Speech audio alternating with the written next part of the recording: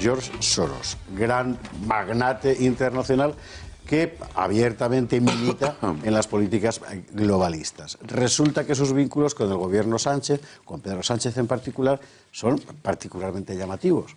Ahora está circulando muchísimo por las redes esas vinculaciones. ¿Qué es exactamente lo que tenemos? Vamos a contar lo que tenemos en la mano, lo que sabemos como hechos objetivos, y luego los comentamos con un especialista. Es esto.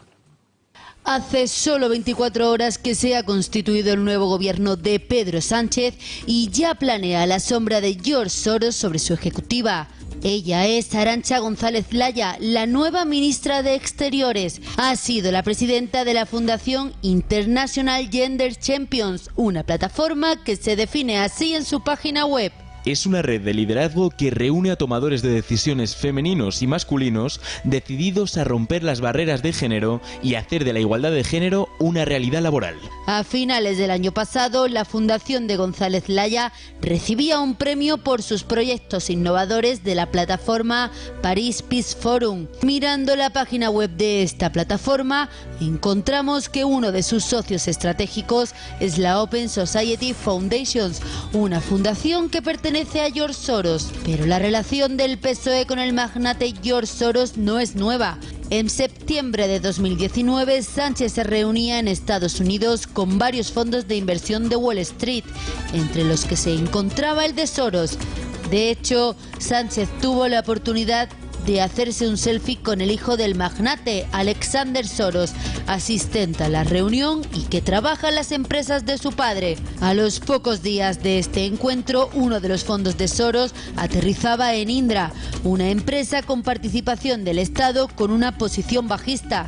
En noviembre, el fondo de Soros desaparecía de Indra, tras haberse revalorizado más de un 21% en bolsa. En junio de 2019 era el propio George Soros el que acudía a una reunión secreta en el Palacio de la Moncloa para verse con Pedro Sánchez. Quien sí ha mostrado sus encuentros con George Soros es Josep Borrell, que publicaba una foto de una comida con el magnate para debatir sobre la migración. ¿Y para qué? Bueno, pues esta es la cuestión que precisamente queremos preguntar a don Juan Antonio Castro. Muy buenas noches. ¿Qué tal? Autor de un libro que se llama Soros rompiendo España, editado por Homo Legens, y que ha sido, hasta donde yo sé, últimamente el único libro que se ha acercado a este personaje y a su influencia aquí. Vamos a ver, ¿cuánto hay de influencia real y cuánto hay de teoría de la conspiración? Bueno, yo creo que desde el momento en que Soros actúa, que es ya décadas, no hay que olvidar que estamos hablando de 32.000 millones de dólares invertidos a lo largo de varias décadas, dan para mucho, invirtiendo en ingeniería social, en ingeniería moral y en ingeniería de inteligencia. Porque no olvidemos que también está ligado a grandes grupos y movimientos de inteligencia, a países que desde el exterior también influyen. Entonces, conspiración, yo creo que ninguna. Desde el momento en el que las pruebas que se aportan son reales y vienen de una visión de fuentes abiertas, en las que no ha habido ningún agente secreto que se ha dedicado a sacar papeles de ningún sitio, son las fuentes que hay, son las fuentes que existen y son contrastadas. Entonces, de conspiración no hay nada. Lo que yo creo es que hemos entrado en una fase a nivel mundial en el que el globalismo totalitario ha dado la cara. Y con Soros el globalismo totalitario da la cara y se enfrenta a los que nos hemos quedado del otro lado, que resulta que somos los únicos demócratas abiertos, que entendemos las cosas, que tenemos la libertad de expresión y que no permitimos que ningún totalitarismo intente controlar y más hacer ingeniería social. ¿Por qué totalitario? Ellos hablan en nombre de la libertad y la democracia, de los valores ilustrados, en fin. Desde luego, eso es lo que dicen, ¿no? Y siempre es el juego ese de la reflexividad de Soros, que le gusta jugar con los contrarios, como el mentir y la mentira y la verdad, ¿no? Pero realmente, ¿qué son las revoluciones de color? Son golpes de Estado. Hay que recordar que las revoluciones de color de las que habla Juan Antonio Castro son, por ejemplo, la Revolución Naranja en Ucrania, la de Ucrania, la de Georgia, etcétera, ¿no? Egipto, la primavera árabe, las propias revoluciones que va a haber en Estados Unidos si pueden derrocar a Trump, las revoluciones en África, Burkina Faso, Senegal, derroco a este gobierno para quedarme con sus minas, entonces ya son mías y no son de otro. Ese es un poco el fenómeno. Entonces, cuando hablamos de totalitarismo, porque hablamos de ingeniería social, y cuando se toma en rehén a la sociedad civil global para pagarle dinero y que haga lo que nosotros queremos, yo llamo eso totalitarismo. Y decir otra cosa es absolutamente engañar a la gente. Esas palabras de filantropía de Soros ya está bien. Vamos a hablar de la cuestión específicamente española. Hace unos meses contábamos aquí el asunto de la frontera del Tarajal en Ceuta. ¿Se acuerda usted? Cuando la policía tuvo que reprimir la entrada por mar de inmigrantes que en lugar de ir por la valla se habían lanzado al agua para que les acogieran. Bien. Se hizo sobre eso un documental, y mire usted por dónde el documental lo financiaba, entre otros, una fundación de Soros, cosas particulares. Bueno, vamos a ver, ¿cómo funciona? Es decir, dos planos, digamos. Por una parte, hay una influencia ideológica evidente. Por otra parte, hay una cercanía personal que llama la atención. Los encuentros de Pedro Sánchez con Soros, por ejemplo, claro, en fin, son una cosa bastante insólita en la política española. Yo creo que al gobierno y en el gobierno si miramos ministro por ministro, y yo he hecho el ejercicio, he empezado a hacer el ejercicio, y resulta que hay una serie de ministros que son los que tienen más proyección internacional, yo diría, que están absolutamente ligados a Soros. Y voy a citar algunos. El propio presidente del gobierno, Sánchez, Pedro Sánchez, ha estado en el NDI, que es el NDI, el National Democratic Institute, que es el National Democratic Institute, el que estuvo al lado de la NED y de la Agencia de Cooperación Americana e Inglesa en las revoluciones de color y en los golpismos de Estado de las ex-repúblicas soviéticas. Es decir, pertenece en su currículum que ha estado en el NDI, y el NDI está financiado también por Soros, actuando de esa manera golpista en el mundo. Hablamos de totalitarismo por eso. Pero Sánchez además se niega a aceptar en el Comité de Transparencia que se hable de lo que habló con Soros. Cierto, es muy importante decir lo que habló con Soros, sí, porque es que en Ucrania el señor Soros metió 1.000 millones de dólares para controlar al gobierno. Y se supo, y hay papeles y emails. Eso está absolutamente claro. Open Society trabajó con el Departamento de Estado americano para controlar Ucrania. Cuidado, me gustaría saber cuáles han sido como español las conversaciones de mi presidente con un señor que se dedica a comprar países y a controlar estados. No digo que lo haya hecho, pero me gustaría saberlo. Y luego es negar siempre la evidencia, ¿no?, de que le ha visto o no le ha visto. Segunda persona, González Laya, ministra de Asuntos Exteriores. Aquí lo único que hay es, pero es verdad, y es así como funciona Soros. Soros financia atomizadamente a fundaciones que financian fundaciones que financian fundaciones. Entonces nunca hay manera de decir, es que está financiada por Open Society. No, la señora González Laya tiene, como se ha dicho en el documental, preside una fundación que ha sido galardonada, apoyada de todo tipo por una fundación de Soros. Punto. De ahí a que sea absolutamente la línea de Soros o no, pues no lo sé, pero ahí están los hechos. No estamos hablando de conspiranoias. Teresa Rivera, es un tema muy interesante. Hay un email que está circulando, que ha circulado desde hace ya meses en Internet, que fue hackeado en los famosos hackeos de los emails de Hillary Clinton. Y hay un email escrito por Teresa Rivera al señor Podesta. El señor Podesta es del Center for American Progress. El señor Podesta es el socio de Soros. El señor Podesta es el jefe de la Casa Blanca, el jefe de la campaña de Hillary y de Bill Clinton. Cuando una señora Teresa Rivera escribe en el 2015, nuestro secretario general, que va a ser presidente en diciembre, me gustaría que lo recibiera Bill o Hillary, aunque fuera 10 minutos, y eso indica que esta persona, Teresa Rivera, ha jugado el papel de enlace, seguramente, entre Estados Unidos, el grupo demócrata, Obama y todo el grupo sorosiano. Quiere decir que nadie ha hablado de Teresa Rivera, pero yo creo que Teresa Rivera tiene un lazo muy importante y se le deben muchos favores a nivel de presidencia del gobierno. Y otra persona que quería mencionar, Manuel Castells. Manuel Castells es uña y carne escribiendo académicamente con Soros. Tiene cantidad de publicaciones, pero lo peor de Manuel Castells, yo diría que eso sí hay que tenerlo en cuenta, es que pertenece, junto con Soros, a la Open Democracy. Y no sé si recordaremos todos que Open Democracy es uno de los think tanks más agresivos contra España que hubo en la época del referéndum, donde tacharon que España no era un Estado de Derecho, donde escribieron Open Democracy una carta firmada por cantidad de profesores a Tusk, a Timmerman, ¿no?, diciéndoles que España no era Estado de Derecho y que nuestra policía era brutal y que había que acabar con esta y que no había que meter en la cárcel ni juzgar a Cuixart y a los demás. Entonces, que nos expliquen, Teresa Rivera, la ministra, que nos explique Manuel Castells también, si no tienen nada que ver con un think tank en el que participan plenamente junto a Soros. Entonces son esos paralelismos, ¿no? Y finalmente la vicepresidenta Carmen Calvo. No podemos olvidar, en el libro lo ponemos, la lista que sacamos de documentos hackeados en Internet, que los puede ver todo el mundo, se menciona al asesor principal de la vicepresidenta Carmen Calvo como parte del Integrity Initiative, que, para decirlo rápidamente, es un intento del Reino Unido, del Foreign Office, de controlar la desinformación en Europa contra Rusia, en teoría. Pero para lo que sirvió la desinformación esa fue para poner el velo ruso sobre el tema de Soros y tapar lo que realmente Soros y la cooperación inglesa-americana juntas y la OTAN han hecho en Cataluña. Y eso se dice muy claramente en el libro. Entonces, Carmen Calvo, sí, la vicepresidenta, tiene un asesor que hasta ahora nadie ha negado que forme parte de este grupo, que además Soros está ligado a ese grupo de inteligencia a través de Political Capital, donde participa. Y así podríamos ir para hablar del Instituto Elcano, del señor Charles Powell y de un montón de gente que tenían que haber defendido a España en su momento en primera línea, como tenía que haber hecho Elcano, y no lo hizo porque seguramente, no es que lo niegue él, está en la lista de la gente que está trabajando para este grupo del Foreign Office. Vamos a ir por partes porque nuestros contertulios querrán preguntar, pero como tenemos poco tiempo, os rogaría que las preguntas fueran muy breves.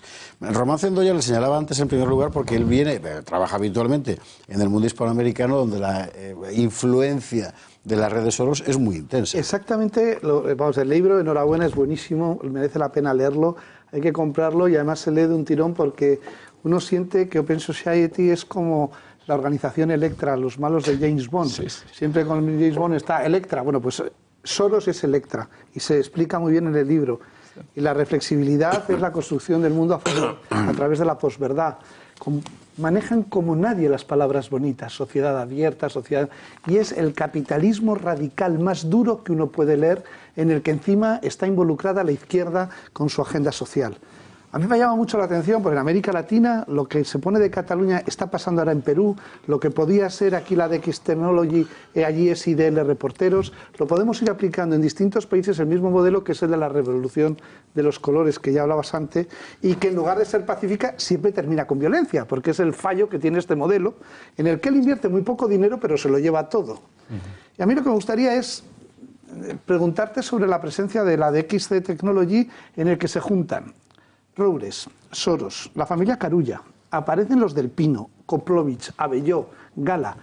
Una confabulación de ricos a los que tienen a su servicio a todos estos progres que estamos teniendo ahora como gobierno moderno y progresista al servicio de los capitalistas más capitalistas y gordos de este mundo. Entonces, completamente. Cuando ellos atentan, como a través de esta sociedad que la venden, que es fundamental el día de las elecciones, el señor Soros no está cometiendo una serie de delitos en España, que al igual que en Hungría, en Polonia y en otros países, ya no puede ir y se le ha echado. ¿Se podría proceder, obviamente el gobierno no, con estos ministros que nombrabas, pero partidos políticos, a proceder penalmente contra este señor y quitárnoslo de encima? Absolutamente, yo creo que se puede. Y de hecho, cualquier asociación o partido político que quisiera hacerlo, debería hacerlo. Uno se extraña que en el juicio el juez Marchena haya llamado solo hasta un cierto límite de responsabilidades, pero que los que estaban financiando a esos responsables no hayan aparecido por ahí. Yo digo siempre que un día se juzgará a Soros en España, cuando realmente se llegue al final de los financiadores. Pero ahí están, ¿eh? En la Segunda Guerra Mundial se juzgó muchos años después a la Mercedes, a la Volkswagen y a otras. Se acabará juzgando y DXT Technology es un ejemplo impresionante, ¿no? Es el que organizó el recuento electoral. En él compró Soros las acciones de DXT Technology y las vendió 2 semanas antes para que no se le viera. Es compro y quito la mano, ¿no? Y así ha pasado con todo. Entonces, esa es la forma de actuar. Y luego lo que decía es muy interesante de la izquierda. Esto no es la izquierda. Esto no es la progresía. Esto es el totalitarismo más bestial, sí, capitalista. Total. Los socialistas y los comunistas y la izquierda extrema en España se ha ido del lado del capital. Pero es que les han abrazado Rockefeller, Rothschild y Soros. Sí, sí. O sea que mientras no entendamos que esto se trata de una izquierda abrazada al gran capitalismo y que es ese gran capitalismo junto con ellos los que manipulan las cuerdas ahora y los que controlan a Pedro Sánchez y a nuestro gobierno, mientras no comprendamos que esos son y son totalitarios porque controlan el capital y tienen muchas ganas de controlarlo y saber cómo hacerlo, no habremos entendido nada. Miguel Durán quería preguntar, Fernando Paz también, Luca Costantini también. Os ruego brevedad en las preguntas, por favor, que así dará más tiempo a... Pues para la mayor brevedad yo no voy a hacer ningún exordio porque tampoco soy experto en la materia. Oí tu vídeo de unos 14 minutos el otro día mientras venía de Madrid, iba de Madrid a Barcelona.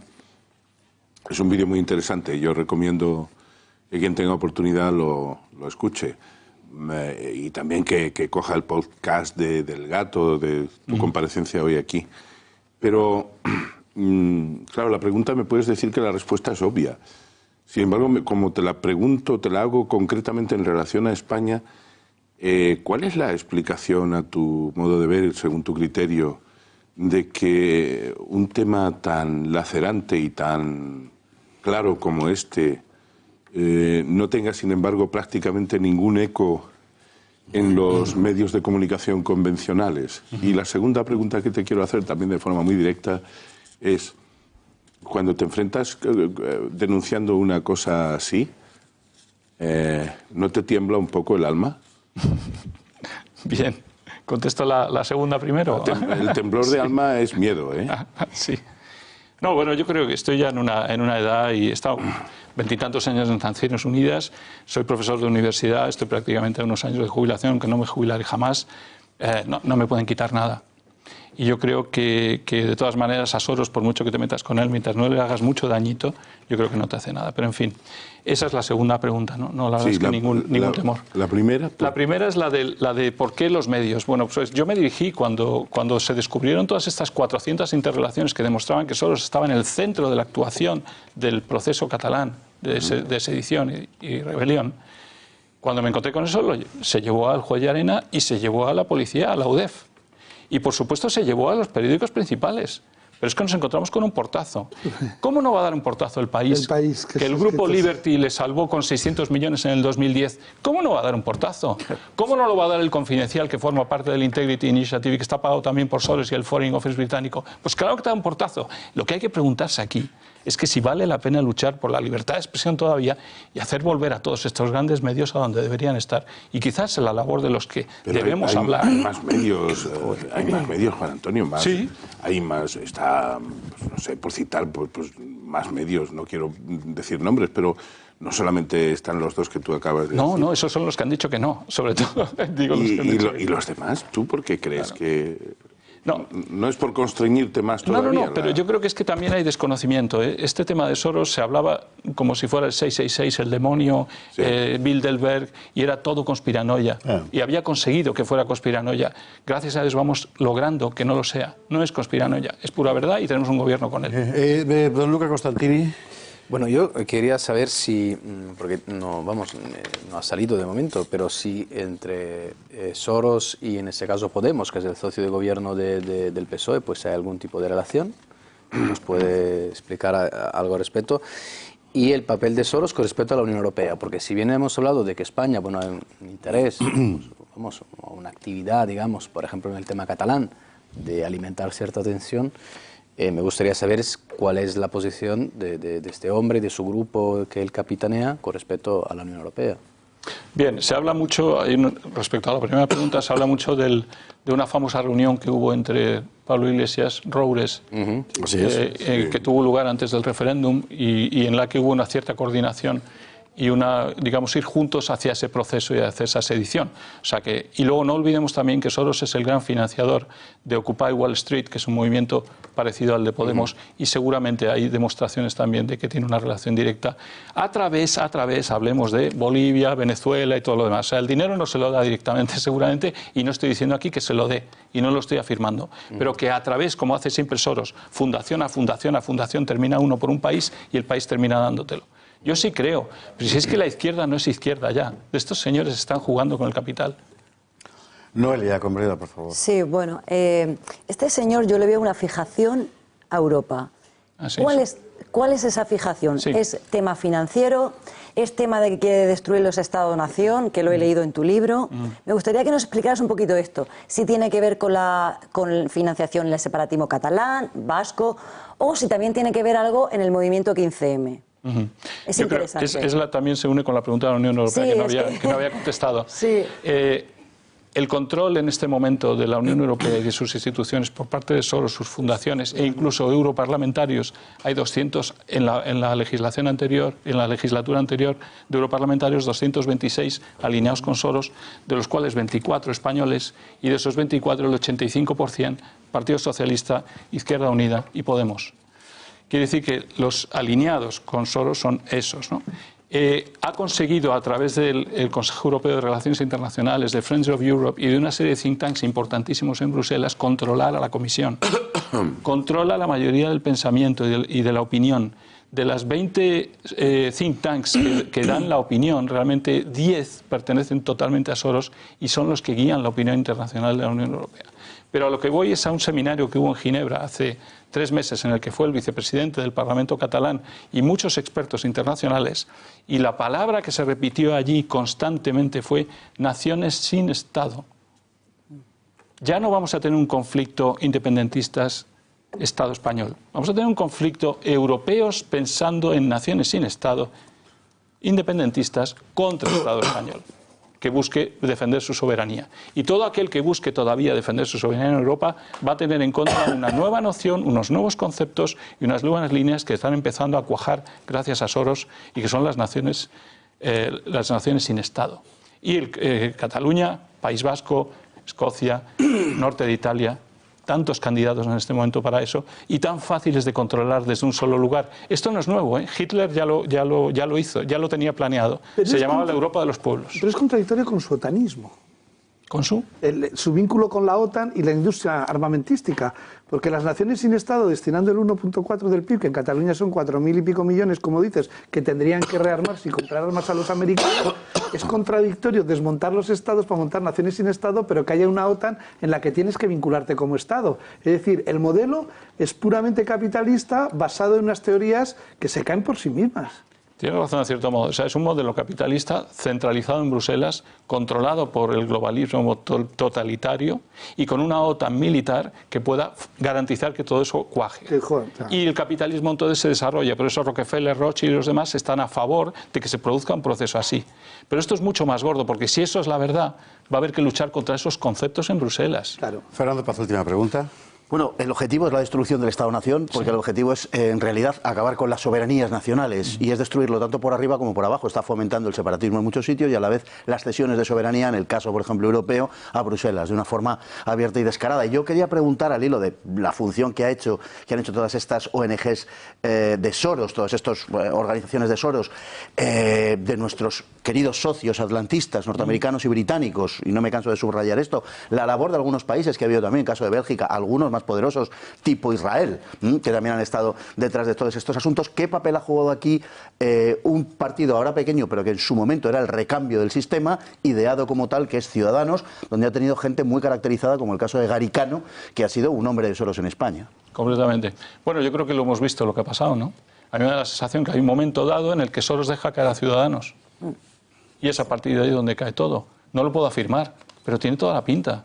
Desde el momento que se van Garicano y todos los demás, en el momento que cae Ciudadanos, es el momento en el que Ciudadanos decide que no va a acompañar el plan sorosiano de Pedro Sánchez. Claro. Lo que pasa, si me permites, es que, claro, hay un plan de destrucción desde abajo, pero si de verdad miramos lo que plantea Ciudadanos, lo que planteaba, no sé si lo seguirá planteando ahora, que es la construcción de los Estados Unidos de Europa, de una cesión completa de soberanía por parte de España a Bruselas, en realidad el objetivo es el mismo, por un lado y por el otro. Es decir, que Ciudadanos juega ese papel. Y en Europa ha jugado ese papel.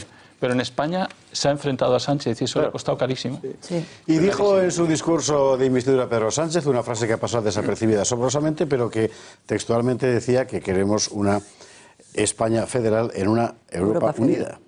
Frase que desde luego no es inocente. Don Juan Antonio Castro, muy bien. Muchísimas gracias. A vosotros.